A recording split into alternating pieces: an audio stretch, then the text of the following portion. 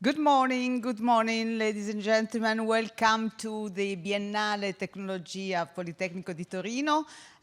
Today I have the pleasure to introduce the lecture of a friend of mine. We had the same PhD school, and so we are sort of sisters, scientifically sisters. Well, the lady that is close to me is Krishna Plessis, and she is not only a famous architect in the field of sustainable development, but she's also the head of department in the University of Pretoria, and she is the one who wrote the Agenda 21 for the Africa countries. She traveled a lot to come here and to provide you a lecture that is a message. The lecture is about the comparison of two projects that have two different perspectives, the way they approach the problem. One is top-down, the other is bottom-up. She will explain in detail, but the message is that we have one choice. In this moment, we are all together in a planet that has limited resources, and the resources are diminishing every year. And even if there is ongoing a negotiation, that is the 37th one in Egypt at the moment, still, we have not, as humanities, taken the right or the appropriate decision. So the two projects will provide you with insight and reflection in this field. I am Patrizia Lombardi. I am Vice Rector for Sustainable Development of this university. I welcome you also to provide questions after the discussion after the great lecture. Looking forward. The floor is yours, Krishna. Okay. Well, buongiorno. That's the extent of my Italian. That and ciao. It's a great privilege to be here this morning, and I thank Patricia for inviting me and making me fly all the way from South Africa for one day. And particularly in the context of what we're talking about, but we do what we must do. So, as we gather here this week to talk about technology's impact on human life across the Mediterranean in Cairo, the governments of the world are discussing our failure to meet successive agreements on greenhouse gas reductions and the rapidly closing window of action. The Intergovernmental Panel on Climate Change calculates that current policies will lead to global warming of 2.8 degrees Celsius over the century. And even that is a very optimistic scenario. Already we have warmed the planet with more than 1 degree Celsius on average. And the results can be felt around the globe as we see more and more unprecedented natural disasters unfold. The 2022 UNEP Emissions Gap Report states that to limit global warming to less than 1.5 degrees Celsius, we need to reduce global carbon emissions by 45% by 2030. That's little more than 7 years away. And even if, miraculously, all countries meet the commitments they are making at COP27 this week, this will only give us about a 5% reduction in emissions. At the same time, scientists warn that we have crossed the safe thresholds of 7 of the 9 planetary boundaries. And we are losing biodiversity at a rate only seen in mass extinction events. It is clear that we've reached a point where we need to be honest with ourselves. We can no longer pretend that we can continue with business as usual while making technological tweaks to our systems to reduce greenhouse gas emissions and build an economy that is less resource intensive. We've run out of time for just transitions and incremental change. We need radical and audacious solutions if we are to have a future as a species. The principles directing our efforts to build a common future will determine whether that future will lead to a world of increasing scarcity and conflict, or a regenerated and thriving world. With this talk, I'll explore 2 mega projects from the Middle East Africa region that claim to demonstrate the future of sustainable living, yet they present very different pathways based on very different worldviews. Both these projects are audacious, and they provide compelling narratives of an alternative future. But one is led by the idea that humans can help nature, and the other that humans can and should control nature. Before I tell you which projects I'm referring to, allow me to tell you a story about the day in the life of the 2 men living in these projects. Let's call them Hassan and Musa. This is a little story. Hassan wakes up early in the morning when the light in his room automatically brightens and the wall screen switches on. Today it shows a pleasant vista looking out at the peaks of the Himalayas with some yaks grazing in the foreground. Perhaps tomorrow he will switch it to his favorite, a small forest clearing with a waterfall that came with the sounds of birds and bees. He makes a simple breakfast and goes through his schedule for the day. When the call to prayer is broadcast through the speakers in his room, he quickly washes and makes his way to the communal prayer room in his sector. After completing the first prayer of the day, Hassan video calls his wife and children who live in their ancestral village in Pakistan. They are very excited because he has saved up enough money to visit them for Eid. After his call, he goes to the first of his jobs as a horticulturist. Today, he has to prune the fruit trees in the gardens on the 40th floor. This is the highest level at which gardens can grow before the wind speeds are too high. While he is there, he adjusts the growth lights to compensate for the increased overshadowing as the sun moves further south with the approach of winter. He's looking forward to the cooler winter months. This year, the heat index exceeded 35 degrees Celsius for 37 days. There was an entire week when everyone had to stay inside as outdoor temperatures were too dangerous.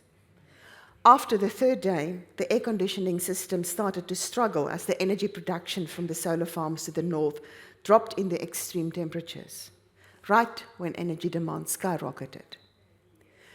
More than 3,000 people had to be treated for heat stress, and 137 died. Most of them were from the lower levels where the workers lived, but also some elderly relatives of the very wealthy who lived in the penthouse floors. If these trees were not on the shadow side of the canyon created by the 2 tall buildings, they too would have died when the temperatures on the ground outside the external walls reached 57 degrees Celsius. His watch alarm beeps, warning him that his body is overheating and he needs to go inside. He picks up his stools and walks to the lift. He needs to go down to the 3rd floor. This is where the large hydroponic farms are. His next task is to check the nutrient levels in the bioreactors growing orange algae. These have been genetically engineered to produce high levels of vitamin C, D, and B12. Nutrients vital to the well-being of the many workers serving the city who rarely get to go outside. The engineers were only able to get the systems functioning again last week after a huge sandstorm created a sand dune almost 200 meters tall against the south facade of the city. The weight of the sand damaged the structure of the tower block and collapsed many of the facade panels. Thousands of people had to be evacuated as sand streamed into their apartments, clogged the air intakes, and caused a power system failure that took days to restore.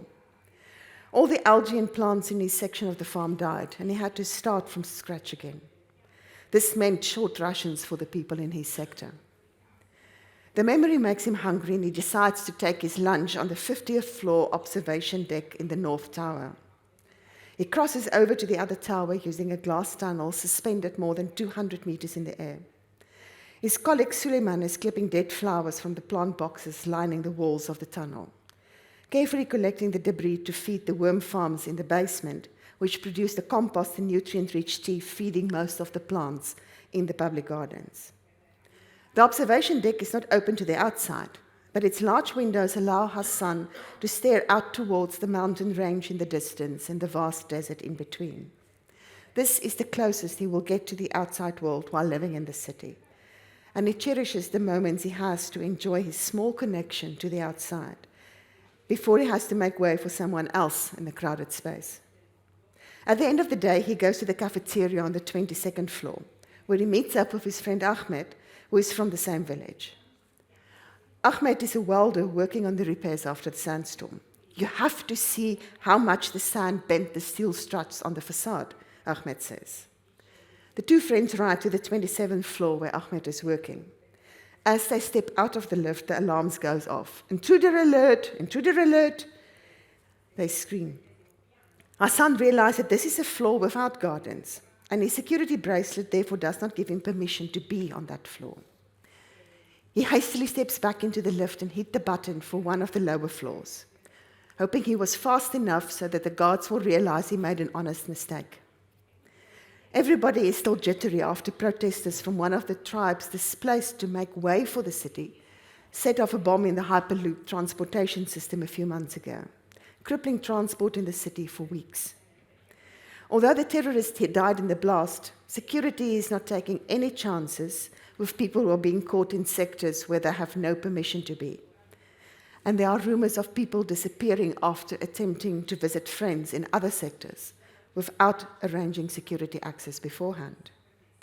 Hassan knows he makes good money to send home, and he's grateful for the opportunity to live and work in what is one of humankind's most groundbreaking urban developments. But there are many things to worry him, and at times he wishes he could escape back to his simple life in Pakistan. By now, you most likely guess that Hassan lives in the soon-to-be-built city called The Line, part of the new development in Saudi Arabia. This project proposes high-density smart city contained in a limited footprint and presents the argument that technology and design will allow us to overcome the challenges and threats of the present and the future. Its founder, His Royal Highness Mohammed bin Salman, calls it a civilizational revolution that puts humans first, that would demonstrate that humans have the capacity and the technology to revolutionize our way of life. This is the first clue we get about the value systems that dictates the principles governing this project. On the surface, The Line is a shining example of all the dreams of sustainability that technology promise. It reduces the physical urban footprint of 9 million people to 34 square kilometers in a car-free city that will run 100% on renewable energy. It is meant to be a living laboratory in which to experiment with new technologies, new materials, and new forms of urbanism. Undoubtedly, the enormous investment in solving the many challenges of the project will lead to technological innovations which could benefit the world. But will these really provide the answers we need if humans are to survive the coming ecological catastrophe? Earlier this week at COP27, the Secretary General of the United Nations, Antonio Guterres, stated that we must answer the planet's distress signal with action, ambitious, credible climate action. While The Line is certainly ambitious, and it uses all the right words such as zero emissions, renewable energy, pedestrian-friendly, carbon offsetting, and carbon sequestration, there are many questions about these claims. And first of these is the estimates that, as it is designed at the moment, the embedded carbon in the city alone is estimated to come to 1.8 billion tons. To put this in perspective, it is estimated that to reach zero carbon emissions by 2050, which we need to do to stay below 1.5 degrees Celsius of warming, the world has to cut 1.4 billion tons of CO2 every year. The entire premise of this project is unsustainable, and it certainly does not constitute credible climate action. In fact, it seems to ignore the realities of climate altogether. Tarek Kudami, director of NEOM, described the city as follows. This combination of a linear and a three-dimensional city will allow for the creation of a microclimate that responds to the prevailing weather conditions. The line will be self-shading, allowing optimal amounts of light, as well as natural ventilation, enabling the constant cooling of the public realm. This vision ignores the realities of physics, such as the wind speeds at higher levels and the huge shadows the 500-meter-high towers will cast over the interior.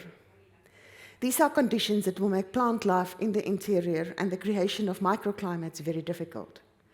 It also ignores the huge heating and cooling loads caused by the temperature extremes between day and night, inside and outside, and top and bottom.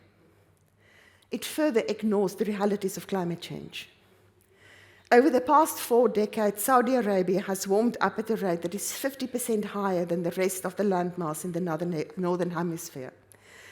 And increased humidity is resulting in more days per year where the outdoor thermal comfort index is higher than maximum comfort levels. This is only going to get worse in future years, with the average number of days when the heat index exceeds a lethal 35 degrees Celsius predicted to rise to 44 in the next decade under the most optimistic climate scenario. Its very reliance on technology to manage these issues is what reduces the resilience of the line and makes it highly vulnerable to climate change.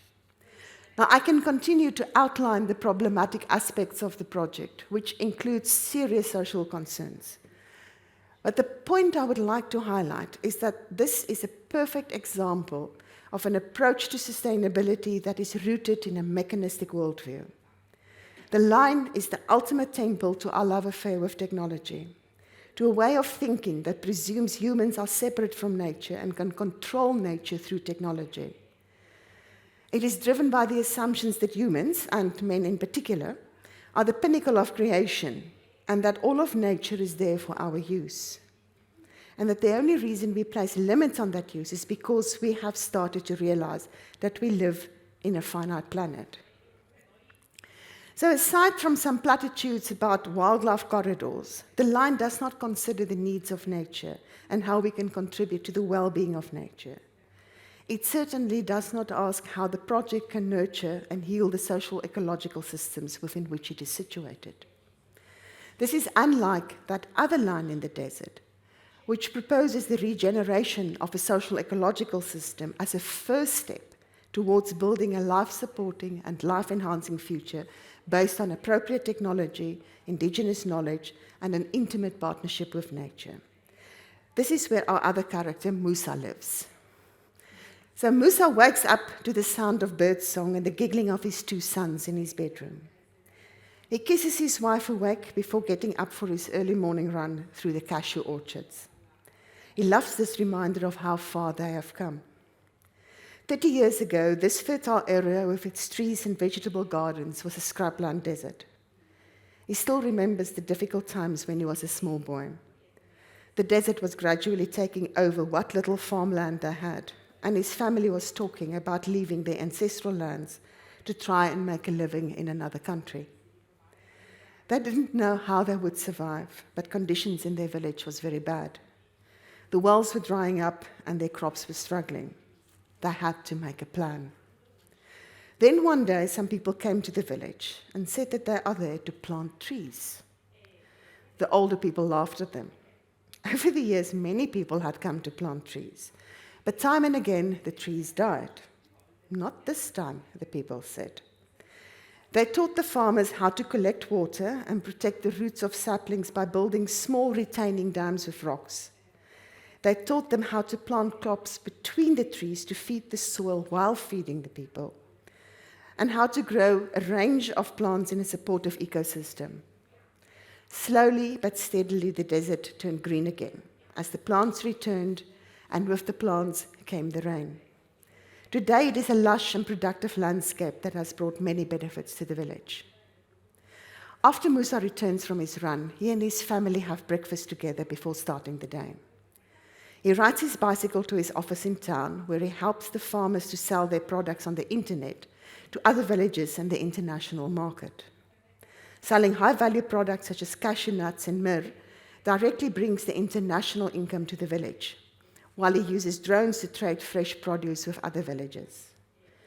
His wife walks their children to their local school. Built using traditional materials and techniques, but with a modern design, the school provides a comfortable environment throughout the day.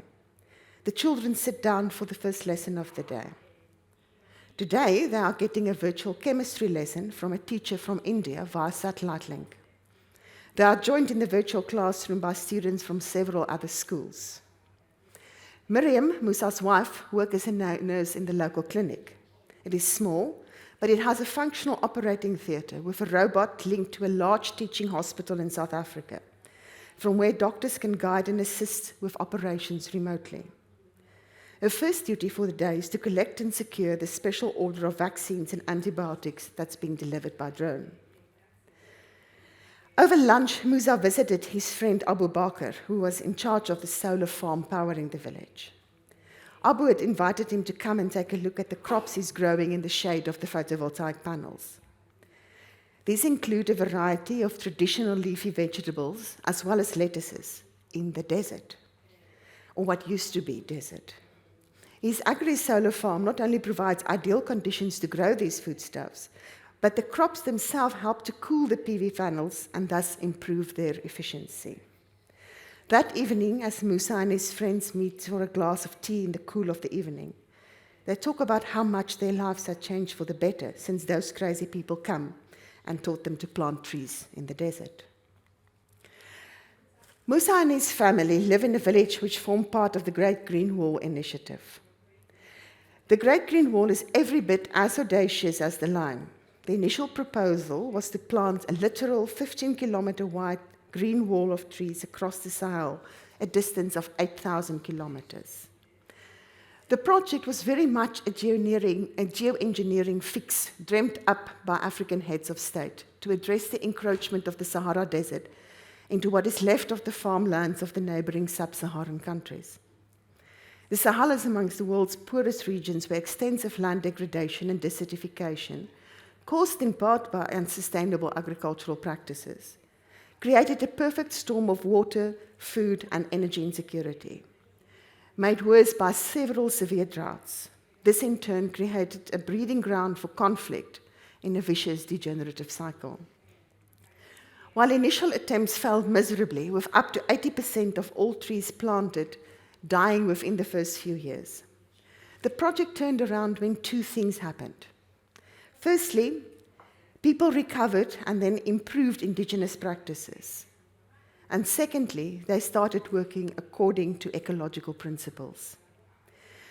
Nature uses the power of self-organization and emergence to grow and evolve. With the funding made available by the many international donors and organizations such as the World Bank, communities began to design their own bricks in this Great Green Wall, with each project speaking to the local context while adding a piece to the larger puzzle. The successful projects were those that learned from ecosystem engineers like beavers to create small hollows which retained moisture, meaning that there were fewer demands on people to continuously water saplings. It was the projects making use of agroforestry and regenerative agriculture to create biodiverse forests and introduce grazing principles which restore degraded soil. These are the projects that win. But most importantly, it was not a top-down directed mega project to plant a forest of trees, but rather a negotiated and a co-created mosaic of ecosystems that combined to make an enormous difference. A difference not just to the landscape, but to the people and the opportunities available to them. It is estimated that since 2008, 15% of the land restoration target has been achieved. That is an astonishing 15 million hectares of land that has been restored. The project, of course, is not without its problems. In a heavily contested landscape, power relationships play a critical role in determining who has access to benefits. And it is, after all, a geoengineering project, one which may have several unintended consequences for climate and weather patterns, not only in the region, but globally. With increased tree cover, not only changes the albedo of the landscape and thus the surface temperature, but also the humidity levels. The scale of the project means that these factors can combine to change the West African monsoon and even the El Niño Southern Oscillation. To conclude, here we have two linear projects in the desert, offering us two very different visions of the future. The one is literally a line in the desert, cutting across mountains, ecosystems, migration routes, and ancient communities, in order to showcase the technological marvels of which humanity is capable. The line is a product of the fourth industrial revolution and all its shiny toys, which, despite the lofty claims by its founders, will most likely result in a monumental waste of resources and create an apocalyptic dystopia worthy of a sci-fi movie. It is a barrier that further separates humans from nature and stratifies communities into haves and have-nots. And as such, it will be a shiny monument to the hubris of Homo technologicus, a legend in the sand for future generations to puzzle over. The Great Green Wall Initiative, on the other hand, is a product of the regenerative or the sixth industrial revolution. It weaves humans and nature into a series of nested socio-ecological systems, which allows the project to become a searcher, stitching together a continent and communities divided by desert, conflict, and poverty, one regenerated ecosystem at a time. It shows what marvels are possible if humans work in ways that mimic nature, work with the natural self-healing and regenerative properties of nature, and come together as communities to co-create a better future for all. It has the potential to show future generations that humans are truly wise and have the potential to be a force for good if we start seeing ourselves as stewards and servants of nature. We need to choose, and we need to choose soon, the path we will follow. Thank you.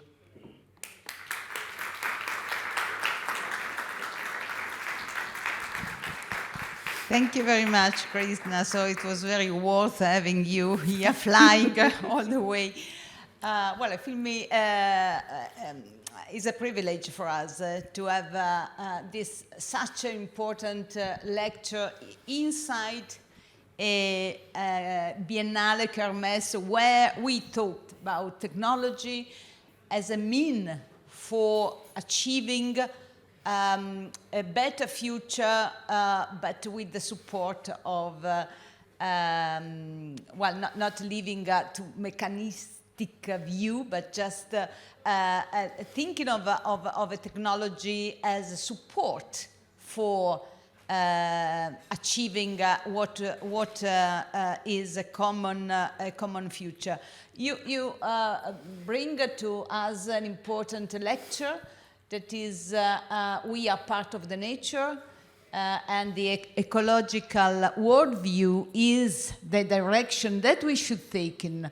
So in this direction, how do you see the contribution of innovation and of technology progress for achieving all this? I mean, squeezing the lecture and the two examples, my question is, how do you think that technology can help, if can help, and how can we foresee a common future where in different parts of the world we can have a progress that is in the same direction? Thank you. It's like the jackpot question, isn't it? I think that if you listen to these two stories, I try to show how in the second story there are aspects of technology that can be really useful, that can help us to have a distributed society instead of trying to concentrate people into one urban environment. You know, it's not really good for people to be all concentrated in such density. Studies have shown over time that this really creates a lot of psychological stress and eventually violence. If we start, instead of seeing ourselves as a blight on the earth, but as a partner with nature, and this is what many indigenous communities have been doing for thousands of years, is that they see how they are part of that ecosystem. So the first step is for us to start understanding how we are part of the ecosystems where we are. And then it is to think about, what do we mean with technology? Is technology something that we manufacture out in a factory? Is it an industry? Is it a way of an industrial process? Is it a means of production? And it can be all of those things. Technology is what we make. And we make things as tools to assist us. So we can decide what tools we make and how we design the tools and the principles of those tools. And I think it's really important in conversations such as this and this week that you've had here, is that those questions are being asked about, is this the technology we should be pursuing? And if we are pursuing it, how is it going to help us to achieve these goals? Or is it just going to create problems for the future? To ask if there are more life-enhancing ways of doing this. If we look at, you are all familiar, I'm sure, with the idea of biomimicry. Now, biomimicry can also be used to do things that are not necessarily helpful to nature. It is just stealing ideas of nature, but using the same principles of industry that we've had so far to copy nature. Instead, biomimicry should be about learning how nature makes things, how nature manufactures, and then how do we work with nature to manufacture things for us. So do we need extractive industries? Are there other materials that we can get from nature, materials that can grow instead of having to be extracted through violent means? How do we replace our materials that we've built with other materials? And I think there's a lot of people who are working at that and looking at it. I can see all these little lights going on all over the world. But we need to start bringing them together and say, this is how we see the future operating. We're not stepping aside, we're not stepping away. We are changing the way that we do things, we're changing the way that we look at the world, and we're changing the principles on which we decide which technologies to develop, how to develop that technology, and what is the use of the technology. Is it simply for entertainment's sake? Or is it going to be to be useful, to help to contribute, whether it is to heal a society, whether it is to heal an ecosystem, whether it is to heal the combination of the both. So this is... Thank you. Yeah, we are in a school of engineers, and so it's clearly technology is the focus, you know. But but technology can be used not just for controlling, but for making our life and the life of people more, in a way, possible sometimes. Yes, you provided example that if you make this controlling top-down technological artifact is not enough for getting the prosperity for all.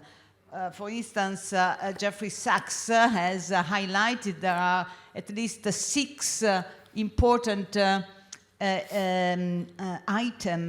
lessons, solution that he has forecast for our sustainable future. And they say, well, we have to share resources. We have to empower people, especially women. And I know in Africa, most of the countries even there are a share of very short percentage of women that attend school, that are able to attend school. 70%, I read that 70% are unable to attend school. So this is important because women, even in our West countries, has been very much taken apart from the progress. And I believe that women has got this perspective of prosperity because they procreate, they understand this. So share resources, empower women, promote education at all levels, negotiate strategic political relationship, and reform the system of food and aid distribution. I believe that these 6 important lines, together with the help of a regenerative economy, I'm positive that we might make it. But I want to hear your opinion, and then I will leave the floor to everyone who wants to provide questions.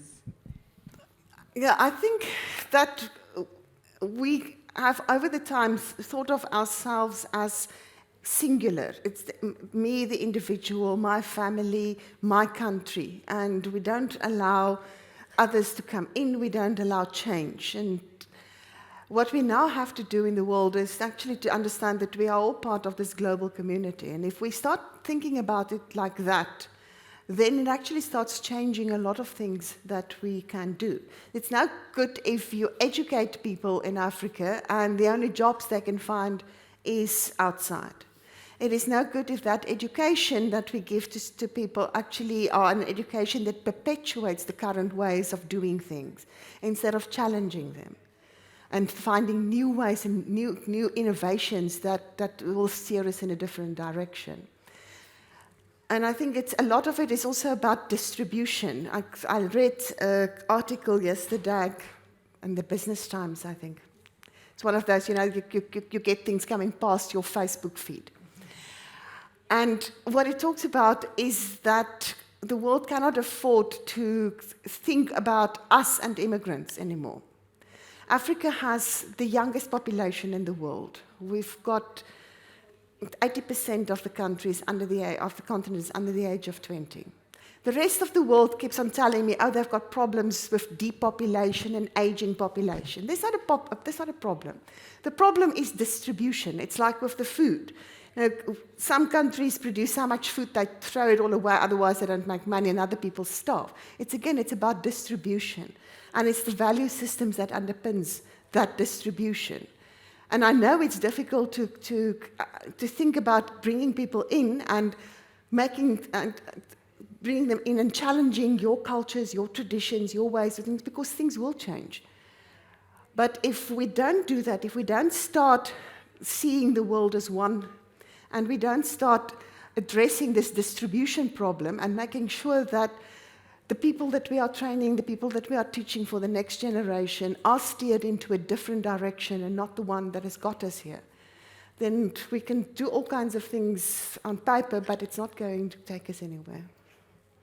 Thank you very much, Krishna. And wonderful photos, images, very nice. Very, very, very impressive.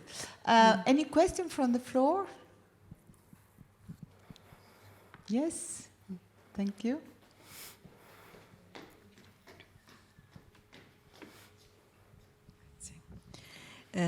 How long is the line in Arabia?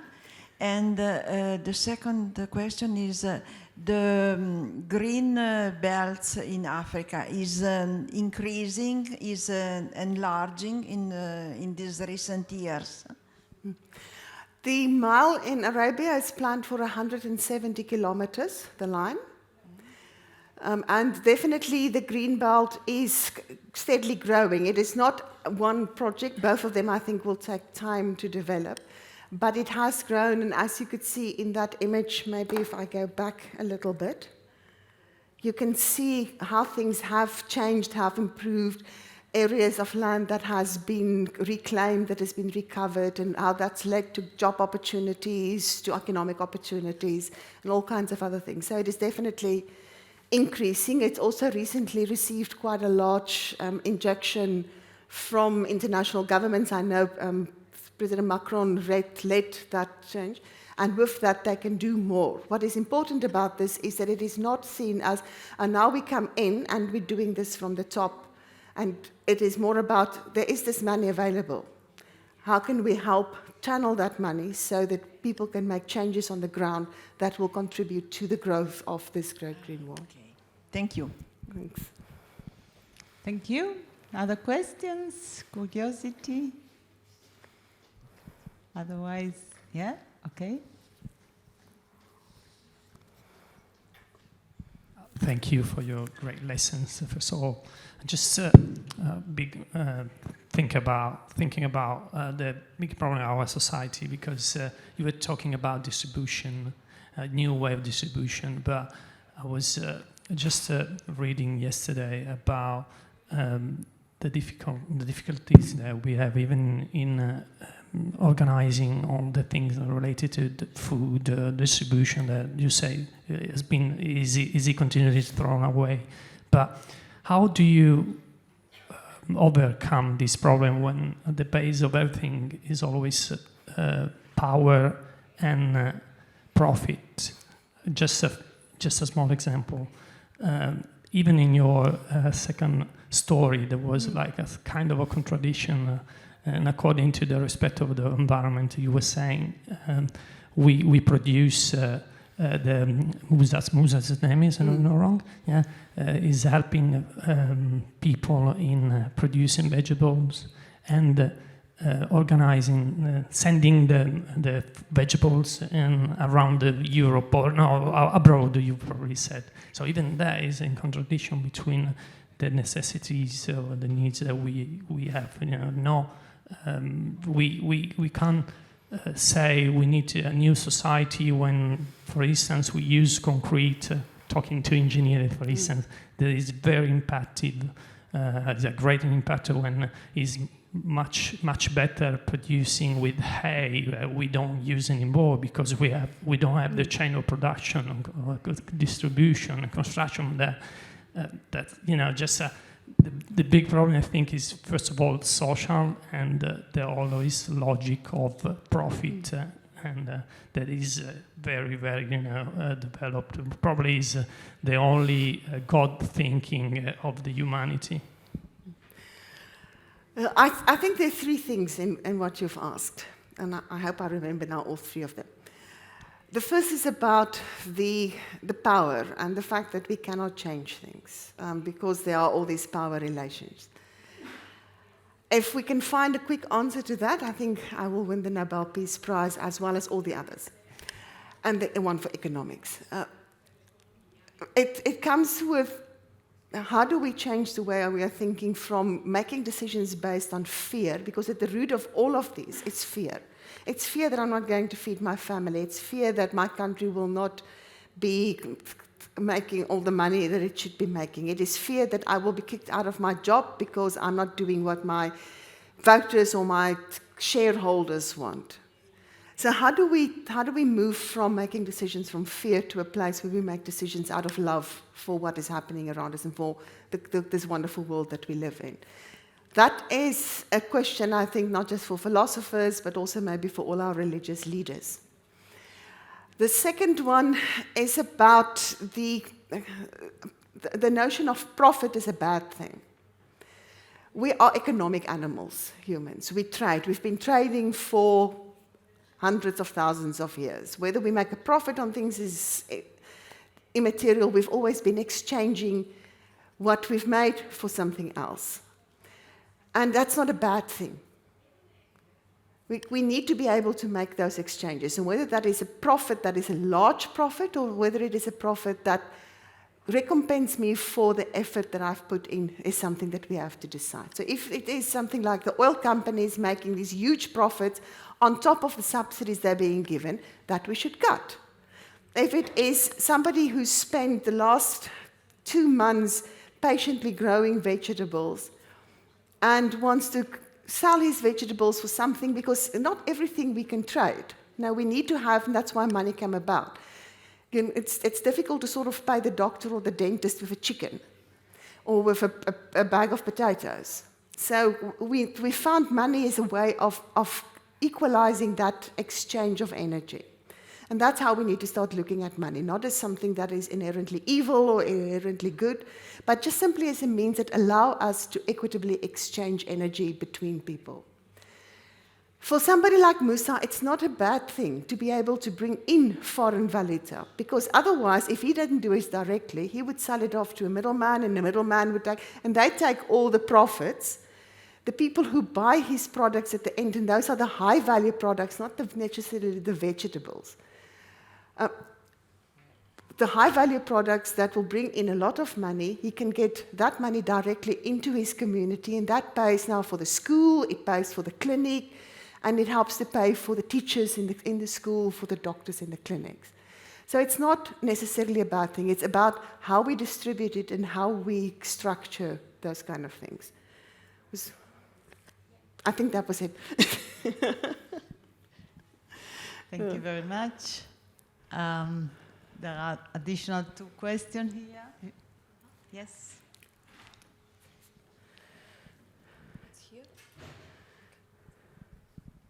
Thank you. Very quick.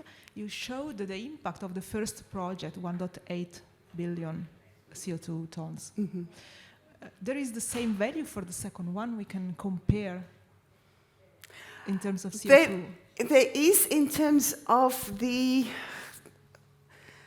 also the carbon sequestration of the project. I don't know the number off the top of my head, but there has been calculations done. But because this is such a spread out project and it's actually a number of small projects, it's really difficult to do that kind of accounting to get to understand what the carbon offset would be.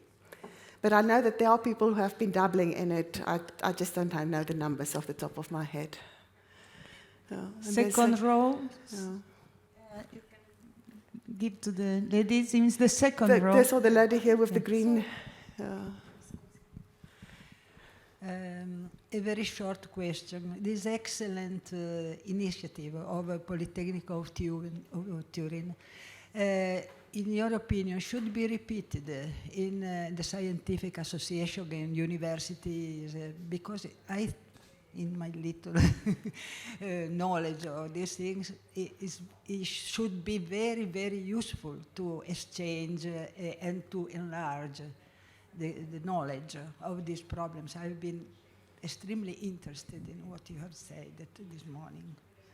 Can I pick this question to add my final one? That is, what do you think the role of university can have in this perspective in moving into regenerative economy and ecological world view society? Thanks. Well, so universities, that's one of the reasons why I left the Council for Scientific and Industrial Research in South Africa and came to a university. Because I realized that all of this requires a change in the way that we think. And that we can only do when we start educating people. So you have in a university a young, eager cohort of very intelligent people who are eager to learn, who are idealistic.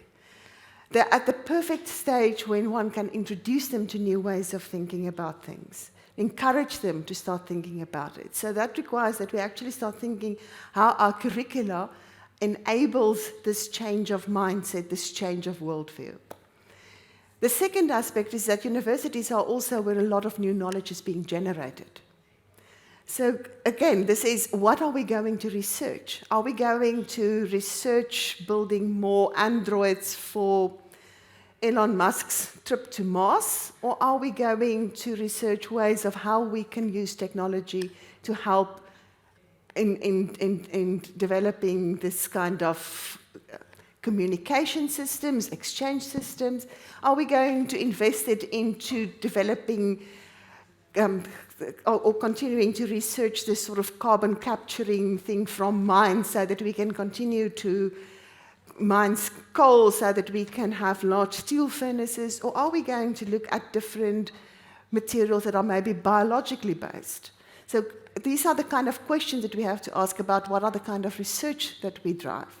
And I think, and in that, I think universities, because they are still to a large extent free, yes, we are more and more reliant on industry funding.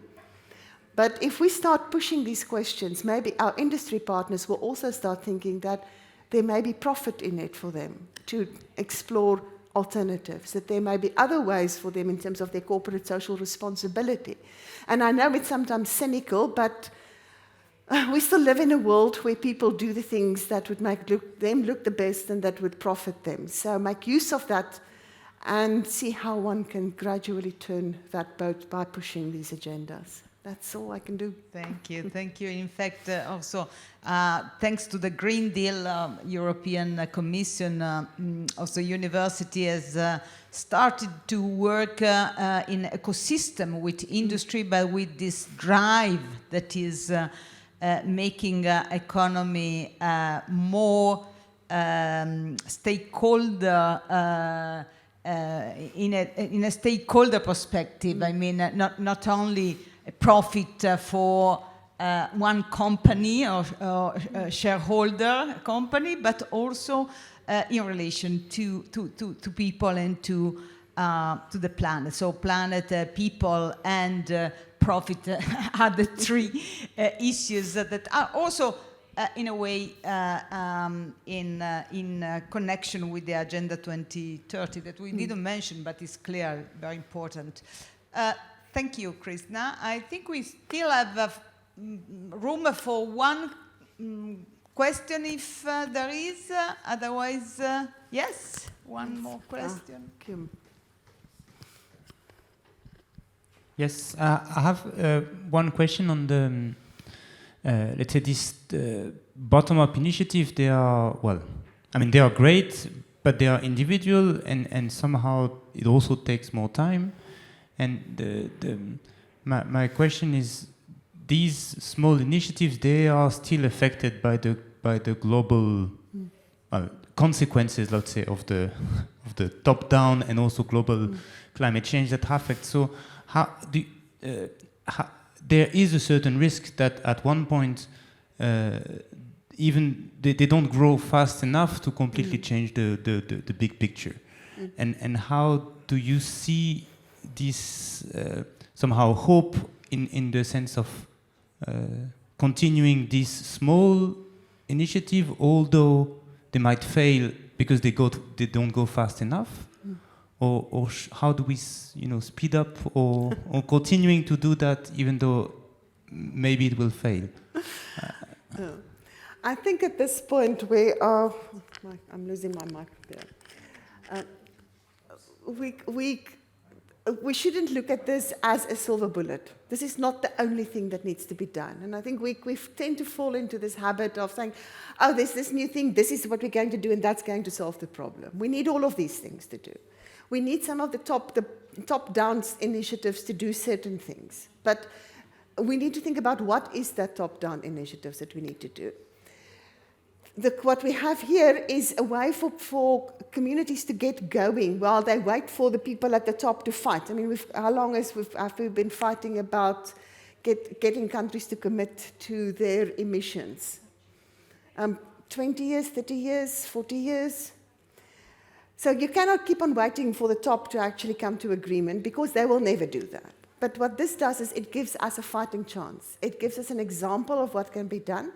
And what is nice about these bottom-up things is, and the whole principles of emergence and self-organization, is that they are set in place with a few sort of guide rules.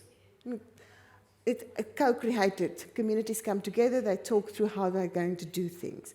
It is there to work with nature. So look at how nature does things, how nature solves problems, and then apply them. It is about making sure that what you do contributes, that it's not just taken out, but that there's stuff coming back, that there is energy that circulates within the particular village. And then they will start, if you have those sort of guiding rules in, the complexity scientists have a term for it. If you start doing basic complex systems programming, as I set down a few guidelines, and then the systems emerge themselves. It's like a flock of birds.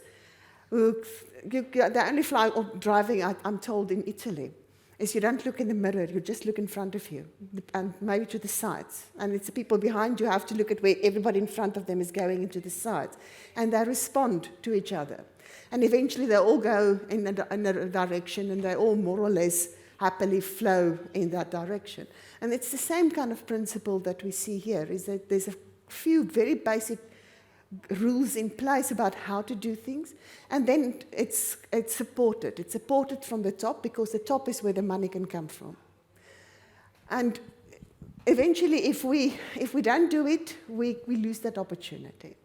It may be too little, too late, but I still think that there is a lot that we are learning that can be applied whatever future we are going to get. So in that, it is valuable in itself. So that's it.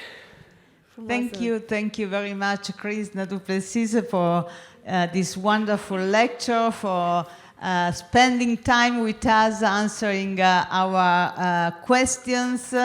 Thanks for providing us also stories, because through stories we learn and we can share our thinking. Thank you very much and enjoy curing.